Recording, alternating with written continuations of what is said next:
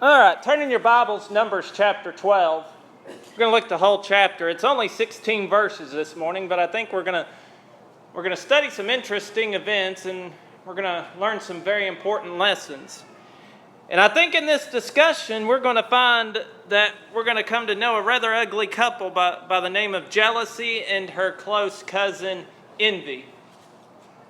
Now, what's the difference between jealousy and envy?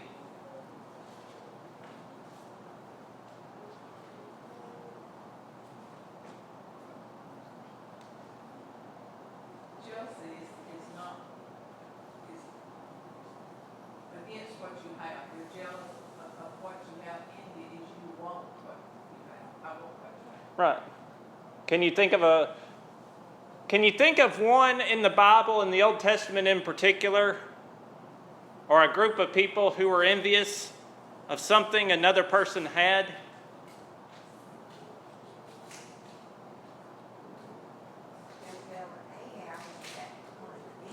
They were envious of that. They coveted it. So envy really goes along with covetousness. Joseph's brothers were envious of Joseph. And I think we're going to see today that the brother and sister pair were envious against Moses. In fact, envy is listed among the works of the flesh there in Galatians chapter 5. And I would suggest that this pair, this couple of jealousy and envy, is the offspring of that ugly individual known as pride. And certainly these three attitudes are ugly in their composition, ungodly in their character, and destructive in their consequence. And it is attitudes such as these which wreak havoc in every aspect of life. And can jealousy and envy destroy friendships? They can. I've seen it happen, and I'm sure you've seen it happen. It can wreck families.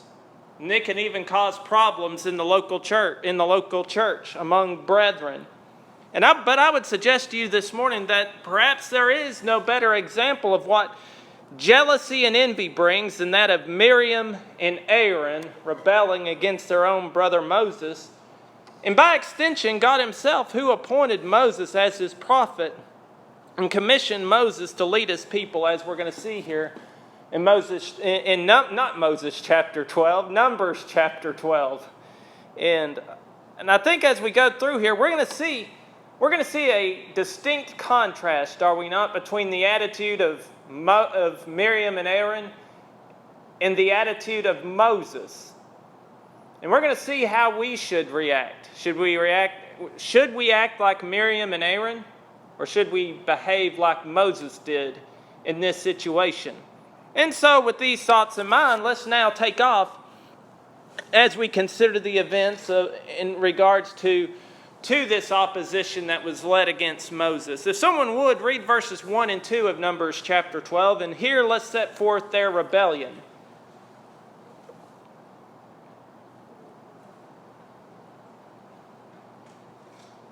Miriam and Aaron spoke against Moses because of the Ethiopian woman whom he had married, for he had married an Ethiopian woman.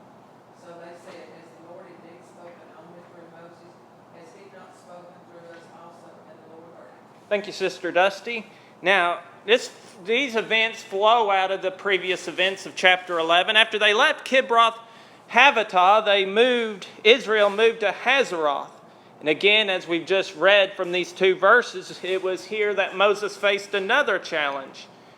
And what's the challenge that Moses is facing here that we learn from these two verses?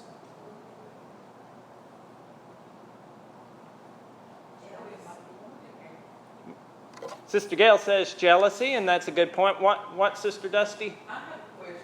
Yes. And I guess I may have been wrong all this time, but is this another wife that Moses had? I always only thought that was Sephora. I don't think so, and I'll explain. I think this is Sephora. And so we get into this as we think about their complaining, and really this isn't the primary reason they're complaining. They're just sort of using this to set the stage. And they're complaining about his marriage.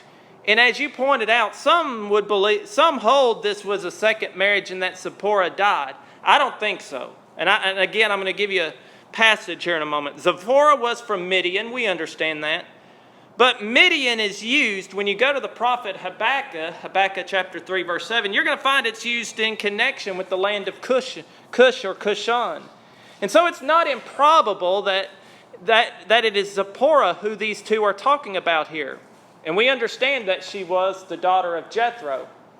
And remember, back in Exodus 18, it was Jethro, not Miriam or Aaron, who suggested aids for Moses. So there is a connection of Exodus 18 to Numbers chapters 11 and 12. And so perhaps here, the two, that is, Miriam and Aaron, are complaining about Zipporah because their counsel was not sought. But he dropped. Moses didn't have her with him. Right. So Jethro brought her after they were out wandering in the wilderness. Right. So they didn't know her until. That's a good point. That's a possibility. But I do think, and I think we all agree, that this is referring to Zipporah. Well, I can't see Moses after he was given the law and they were commanded not to intermarry. I can't see No. Moses intermarrying. Exactly. I think that's another excellent point. But, yeah. And so, more likely, most likely, I'm going to say 100% likely, this is Zipporah they're talking about, just based on that evidence. But this isn't the real reason for their opposition now, is it? Oh, they're complaining about his marriage, but this isn't the real reason. This is just sort of a sneaky, underhanded way to get to the real reason. Now, what's their real reason for complaining, according to verse number 2, for trying to rebel or oppose Moses? Ah, there you go. They thought they were jealous, and in essence, they are asking: is Moses the only authoritative one here? Has not Jehovah God spoken authoritatively by us, by the two of us also? Now remember, both had been elevated by God. What had God made Miriam? Prophetess. Exodus 15:20. And Moses served as what? Aaron's, well, thank you, Sister. There I go again. I did this Wednesday night. And I said Moses here, so I should have said Aaron. Aaron, as you pointed out, served as high priest. So God had done what for Miriam and Aaron? For Miriam and Aaron.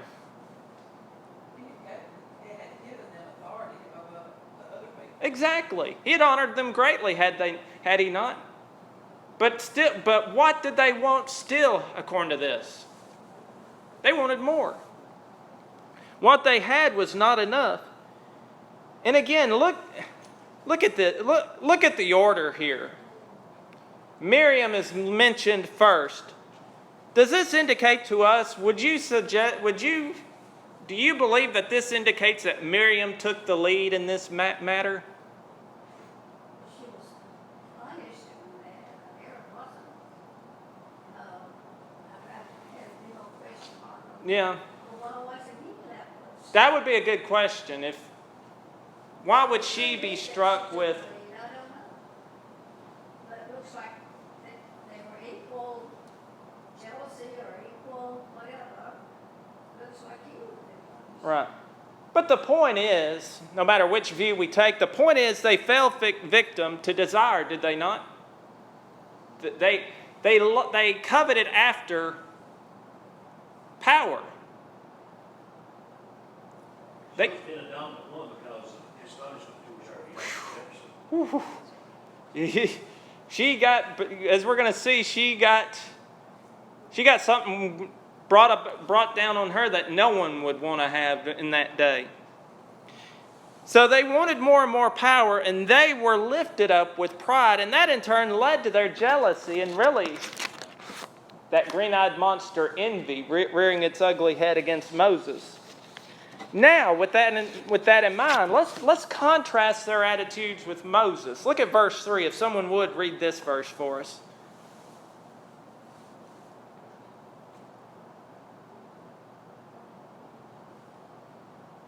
And the man Moses was very humble, more than all men people on the face of the earth. Thank you, Sister Carolyn. I'm reading from the King James. And notice here it's in brackets, so this is just that serving as an aside to really to point out the character of Moses. Now, Moses is described how? Humble, or the King James has meek. Now, was he just meek, or does the New King James put very?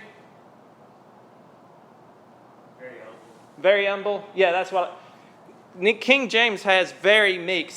But the word very here is very important. And it describes, it's an adverb describing how meek or how humble he was. Can one be humble or meek but not necessarily very humble or very meek? You can. And so what does this reveal to you and I about Moses? If he is very humble or very meek, what does this tell us about this man? He would put God first. He would be more obedient to. Well, there's a lot involved in that. What about the servant? One's demeanor is sort of like who you are, and I don't know about qualities of humbleness. I don't really know. I can ask the question, but I don't know. And it goes along, obviously, when we think about this, it goes along with having that quality of being poor in spirit. Meek and love. Yeah, exactly. Who else was meek or humble in spirit? Jesus the Christ. Matthew 11:29. Christ says, "Come unto me, for I am meek and lowly in heart." And again, this is a characteristic we as Christians need to have to cultivate in our lives. And again, this can be challenging, can it not? But yet Moses did it. Look at this. Look at how he's described as well here. Above all the men which were upon the face of the earth. Now, what does this tell us? Why is this phrase so significant? Nobody else like it. Yeah. He was special to God. Special to God. And is it an accident that God included this verse in His Word? I don't think so. Now, what does Moses' subsequent actions in this account demonstrate to us? As we're going to read. Does Moses fly off the handle and just sort of rail against his brother and sister? Does he rail to God and ask God to bring punishment down upon them? What does he do? He goes on behalf, doesn't He goes on their behalf, and that's meekness. Again, look at this. Moses was personally attacked, was he not? But what does he do? First God. Turns to God. he? Retaliate. And could he have gone off on Miriam and Aaron? Could Moses have just gone off on them for their baseless allegation? He didn't. He held his peace. As human beings, even as Christians today, what do we have the tendency to do? And I'm guilty of this myself from time to time. What's that? Yeah. Or go off on people, when they say baseless things against us. And that's what makes this so challenging. But we can do it. When people personally attack us, we have to learn just, turn the other cheek.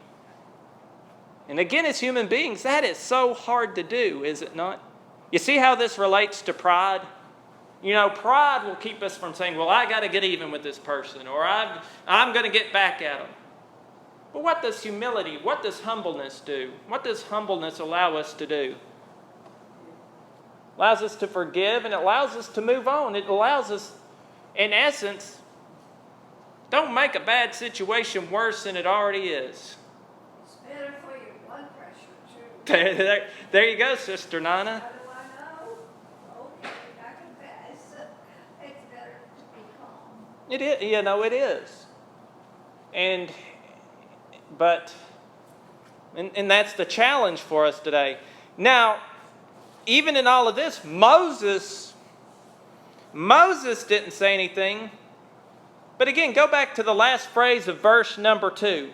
Let's read that, the very last phrase. After they ask these questions, hath the Lord indeed spoken only by Moses, and hath he not spoken unto also by us? What does that last phrase tell us? These words did not escape the hearing of whom? And the Lord heard him.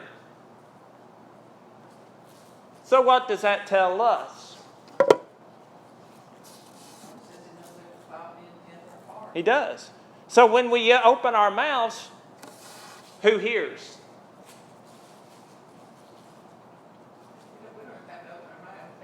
He knows our thoughts and intents. You could there could be a very powerful sermon here, can it not? And the Lord heard it. And of course, look at verse 4 now. God heard it, and he's going to take care of the situation. Let's look at verses 4 and 5. If someone would, read these two verses. As we deal with the confrontation now, God's going to deal with the matter. Not Moses, God. So the Lord said to Moses, Aaron, and Miriam, come out, you there, to the tabernacle meeting. So the three came out. Then the Lord came down, a pillar of cloud, stood in the door of the tabernacle, and called Aaron and Miriam. And they both went forward. All right, thank you, Brother Larry. So who did God want to come out here? Who's God wanting?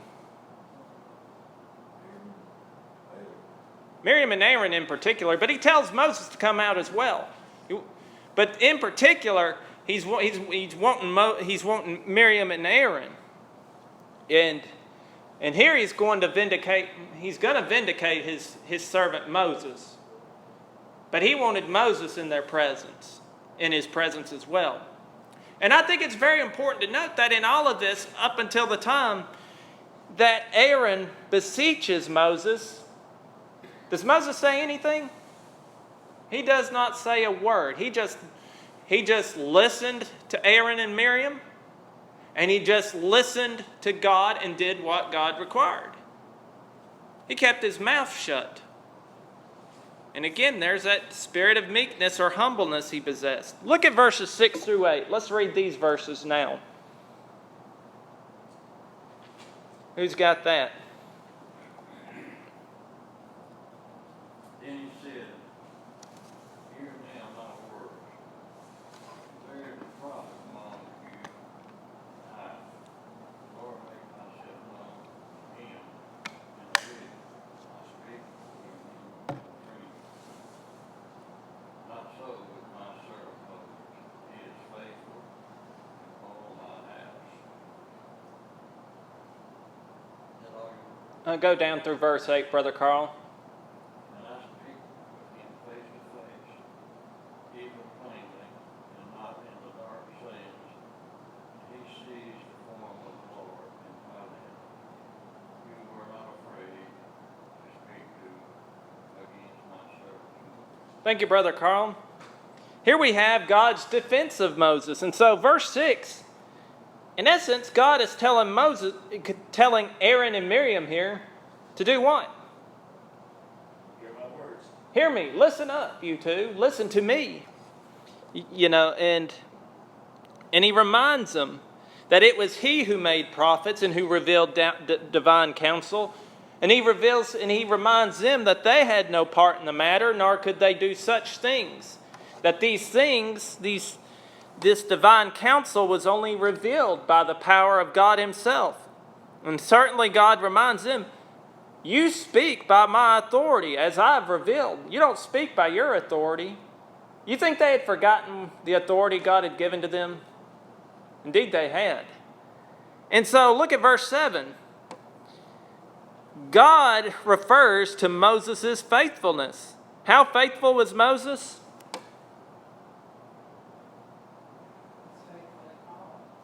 In all mine house. And again, Hebrews writer quotes this if you go to Hebrews 3:2 and following.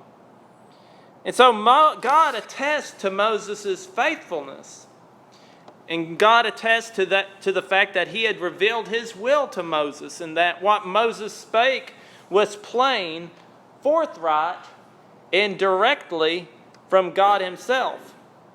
And so you look at verse number 8 here, the latter portion here, God asks a question. In essence, he's phrasing it this way. Since Moses is my appointed prophet, and he speaks by my authority, how can you be so audacious in speaking in such a way against Moses? How does God feel about their arrogance here? Very angry. He is very angry with them, and this is a very strong rebuke. And I believe that verse 4 suddenly, he didn't let this fester for life a long time. no, he didn't He handled it right then. promptly, because it was a very serious matter. And verse number 9 indicates their anger, his anger. That's how we should do. That's how we should do. We shouldn't let it build up. And he didn't. That impressed me there. But with God, he's not going to. He's going to take care of the problem. Because could this have? Did the people see the action? Do you reckon many people saw the actions of Aaron and Miriam here? What they were doing? Now, what could this have done? Because division among the Israelites, they would have all divided off some of Moses. Yeah. And some. Exactly. Now we're going to see division. We're going to see some other oppositions, and I think this planted a seed for that. But I think it's important to note that God here immediately takes care of the problem, because we're told in verse number 10, after the cloud in which the glory of God descended upon the tabernacle departed, what happens? Someone read that verse. Yes, ma'am. And when the cloud departed from above the tabernacle, suddenly Miriam became leprous, as white as snow. Then Aaron turned toward Miriam, and there she was. You ever studied leprosy in the Old Testament? When you read is it Exodus? Book of Leviticus has a lot to deal with this. A lot. And leprosy was no laughing matter. In fact, it's been referred to as being a living death. It affected the whole body. And there's a lot you can read up on it. And serves as a shadow of sin as well. And but as far as leprosy go, limbs actually decayed. They could rot off for those affected by it. More often than not, it was a fatal disease. Now, we look at Miriam as being leprous here. What other well-known individual in the Old Testament suffered from leprosy? Little pop quiz now, since we're talking about leprosy. The guy that had to go dig his cut down. There you go, Sister Dusty. Naaman, 2 Kings 5. I figured I'd give a little quiz since we were on this point. Naaman. And, it's a terrible situation. And this tells us how angry God was at the matter, does it not? How did God view rebelling against his chosen servant? How did he treat it? Seriously. Now look at the reaction to that anger. What does Aaron do? Let's look at verse 11. Someone would read verses 11 and 12. And let's see how Aaron reacts. So Aaron said to Moses, O my Lord, please do not lay this sin on us, in which we have done foolishly, and in which we have sinned. Please do not let her be as one dead, whose flesh is half consumed when he comes out of his mother's womb. Thank you, Sister Dusty. Do you think Aaron realizes the folly of what they did? Oh, it doesn't take much. It doesn't take much for Aaron to start pleading on his and his sister's behalf. He's probably afraid what's going to happen next. Exactly right. And he refers to Moses as Lord, that being one superior to him right now. And he pleads with Moses. And was a high priest. indeed.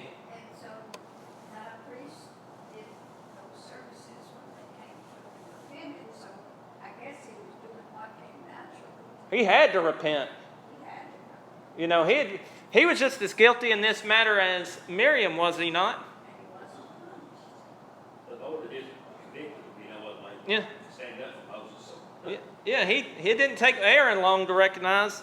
And so his arrogance dissipates quickly, and now he humbles himself and asks Moses, don't lay this sin on us. Now notice in verse 11, 2 times he acknowledges their actions as what? As foolish and as sinful. And I think that's important to note. He correctly and humbly acknowledges such, and he is pleading for mercy through this humble acknowledgement. I think it's important to note as well. At this point, Miriam and Aaron are as low in humility and contrition as they had been high in haughtiness and conquest. You know, what does the Proverbs writer say? Pride goeth before what? And a haughty spirit before destruction. And so they were humbled, were they not? God humbled them through this action. And certainly would not Miriam have been humbled by this, by her experience with leprosy? Indeed, she would. And so look at verses 13 through 16. Here we have intercession and instruction. After Aaron pleads with Moses, let's look at what Moses does. Someone would read these 4 verses for us.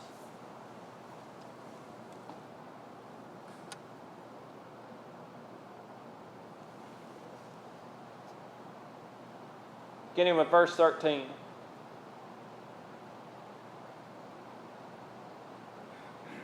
Moses cried out to the Lord, saying, Please, O God, I pray. And the Lord said to Moses, her father hath put spit in her face. Will she not be ashamed even 7 days? Let her be shut out of the camp for 7 days, and afterward she may be received. So Myra was shut out of the camp 7 days, and the people did not journey. So Myra was brought back in again. And afterward the people moved from Hezbollah to the camp in the wilderness of Paran. All right, thank you, Brother Carl. Verse 13, Moses cries unto God. And again, we're seeing Moses' humbleness in action here. As we pointed out earlier, Moses could have been vengeful, could he not? He could have just said, I don't care about your situation. He could have said, let her get what she deserves. Let her remain in this punishment. She brought this on herself. He could have done that, but he doesn't. What does he do? He pleads for mercy on her and Aaron's behalf. And is this not the ultimate act of selflessness? goes back to Moses' humbleness. Yeah. Humble. It all ties together. Look at the godly attitude that Moses is demonstrating here towards his own brethren. Family. And certainly an attitude we need to emulate today. He pleads for her mercy. Now, verses 14 through 16, we have the instruction given from God. And certainly he's saying she's going to be healed, and it would occur. But also notice the penalty here imposed by God. She was to be shut out of the camp for how long? Full week. And certainly this was part of the instruction he had already given regarding this terrible disease. And in your own personal study, I want to give you these 2 chapters so you can go back and look at God's law regarding leprosy, Leviticus chapters 13 and 14. So you might want to make a note of those 2 chapters. And look first of all here in verse 14. Look at the shame. And really the shame she had brought upon God. And she had Moses and Miriam, had Aaron and Miriam. There I go again. Had Aaron and Miriam brought shame and reproach upon God? Indeed they had. You look at the illustration here. Just as a child greatly displeases a parent to the point they would spit in their face, I don't think any of us today would spit in a child's face, but this was an ancient custom. And now what would this demonstrate? What would be spitting in one's face demonstrate? What's that? Anger and shame.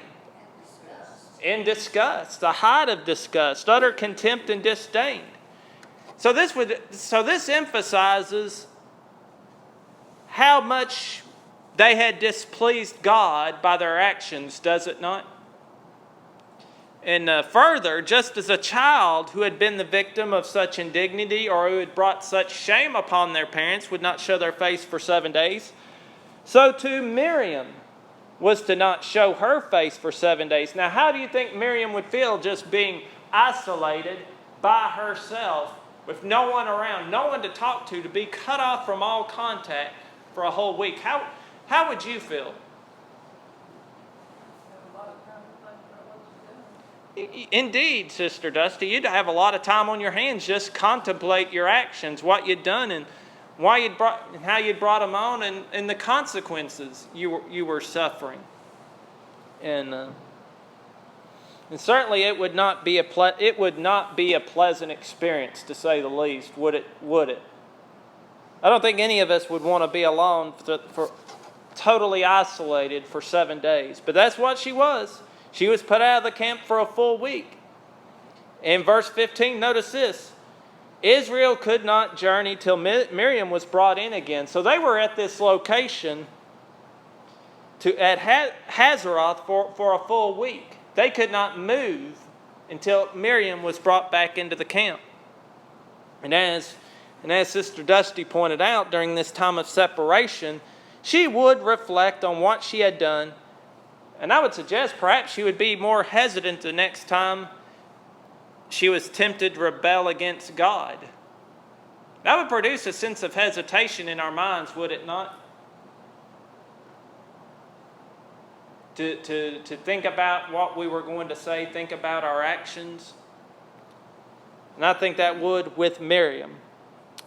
Now the question is, from this study of Numbers chapter 12, how destructive are the dispositions of jealousy and envy?